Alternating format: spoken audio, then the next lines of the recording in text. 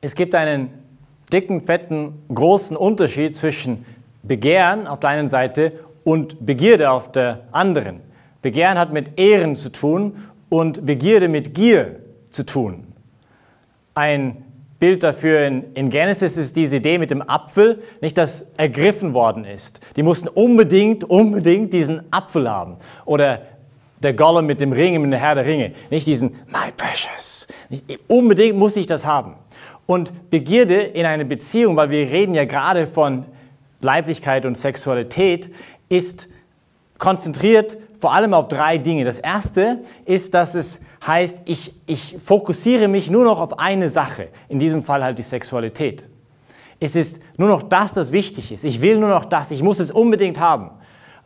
Aber die Gefahr dabei ist halt, dass ich das große Ganze vergesse. Ich vergesse den anderen Menschen, der eigentlich mir etwas Wunderbares schenkt. Die Sexualität ist ja wunderbar. Ich kann es sogar begehren, das ist wunderbar, überhaupt kein Problem, wenn es ein Ehren ist, wirklich des anderen Menschen. Aber es ist ein Problem, wenn ich nur noch das will. Das Zweite, was passiert mit der Begierde, ist, dass es Zwang hervorruft. Es muss sein. Es kann gar nicht anders passieren. Es muss unbedingt sich in diesem Moment realisieren, wo ich will, wann ich will. Nicht der andere muss zur Verfügung stellen. Jetzt, in diesem Augenblick, weil ich das haben möchte. So ist es. Das heißt, sofort kommt Zwang hervor. Und das ist ein Problem in einer Beziehung, wo es ja um Liebe geht und Liebe immer mit Freiheit zu tun hat.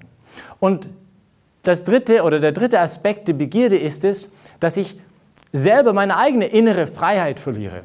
Weil je mehr man sich gibt der Gier, je mehr man sich der Gier hingibt, desto mehr will die Gier, weil die Gier ist blind, sie wird immer hungriger und möchte mehr und noch mehr und noch mehr und noch mehr. Das sieht man zum Beispiel in Alkohol, das sieht man zum Beispiel das Problem mit Drogen, das sieht man mit Pornografie. Und wie schade es ist, wenn zum Beispiel ein Jugendlicher zu mir kommt und sagt, Father George, weißt du, ist wie ein Film, den ich irgendwie aufgedreht habe, meinen eigenen Kopf, und den kann ich gar nicht mehr ausschalten.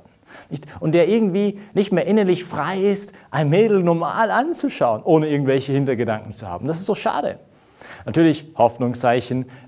Ja, wir können immer an unserer Begierde arbeiten, dass es immer mehr ein Begehren wird, aber wir sollen wirklich daran arbeiten, weil es frustriert uns ja nur. Es verletzt den anderen und ich verliere meine Freiheit. Und dann bin ich immer unfähiger, wirklich zu lieben.